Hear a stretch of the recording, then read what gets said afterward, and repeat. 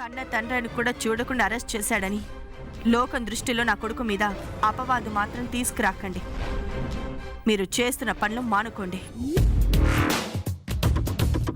ఇది భయమా, అభిమానమా? లోకం దృష్టిలో నీ కొడుక్కి చెడ్డ పేరు వస్తుందన్న భయమా?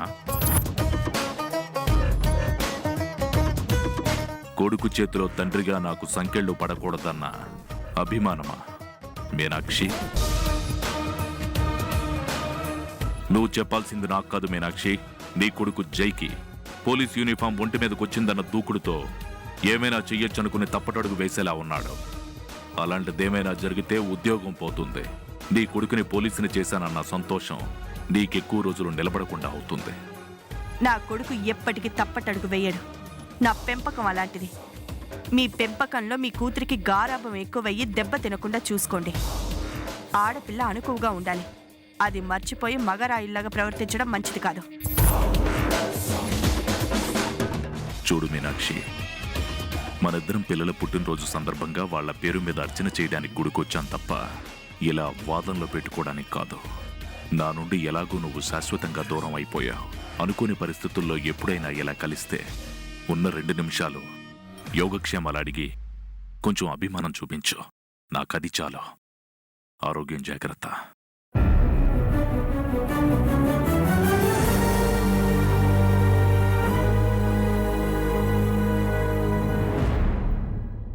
చూడు మీనాక్షి,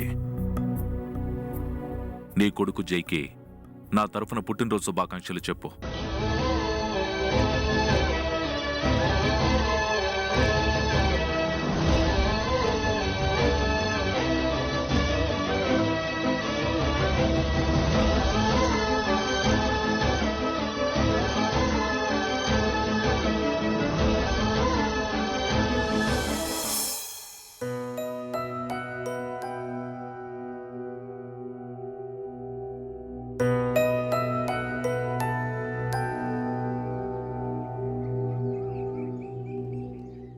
ఏయ్, ఎంతసేపు నిద్రపోతావు? లే, టైం ఎంత అవుతుందో తెలుసా?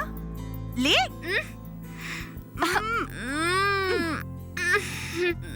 Happy birthday darling. ఏయ్, ఏంటి ఇది? నువ్వు నాకు ముద్దు పెడుతున్నట్లేదు, ఎవరికో ముద్దు పెడుతున్నట్టుంది. నువ్వా?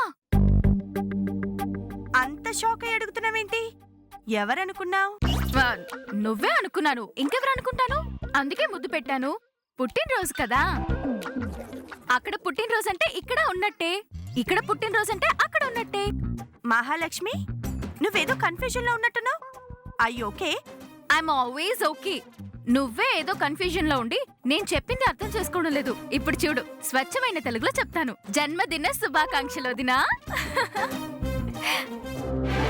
వామ్మో, జస్ట్ మిస్. కొంచెమైతే దొరికిపోయేదాన్ని. టాపిక్ ఎలాగైనా డైవర్ట్ చేయాలి. ఏ ముసల్దానా, ఎక్కడున్నావే? నువ్వు ఇంకేమన్నా చెప్పాలా? ఇంకేమన్నా అబద్ధం చెప్పాలనుకుంటే చెప్పేయి. నేను చూడాలనుకుంటున్నాను నన్ను మోసం చేయడానికి నువ్వు ఎంత నీచానికి దిగజారగలవు అని. ఎందుకు ఆలియా, ఎందుకు నువ్వు ఇలా చేసావు? నీకు తెలుసు కదా, నానమ్మ తర్వాత నీ ఒక్కదానిని కదా నేను పూర్తిగా నమ్మేది. ఏమన్నావు నువ్వు? ఈ మధ్య అన్నిటినీ మర్చిపోతున్నావా? అది చాలు. వాటిలో ఉన్న శక్తి విషయాన్ని గ్రహించి మనకు వివరిస్తాయి.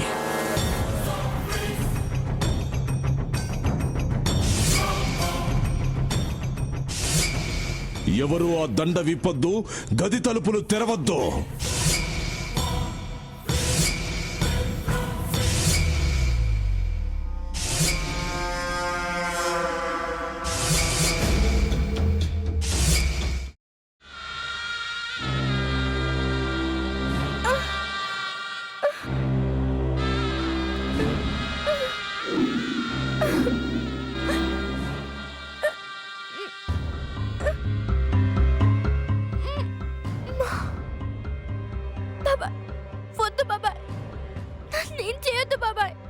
ప్లీజ్ బాబాయ్. నీకు నిజం తెలిసినప్పుడే నా ఆలోచనలో నువ్వు చచ్చిపోయావు.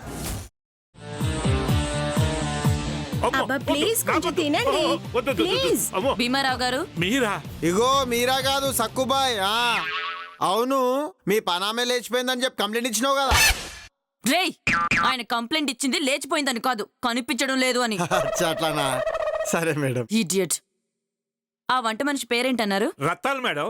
ఏం పెద్ద మంచి, నీ వంట మంచిని కూడా మేడం అని పిలుస్తావా? రేయ్ హాఫ్ బ్రెయిన్,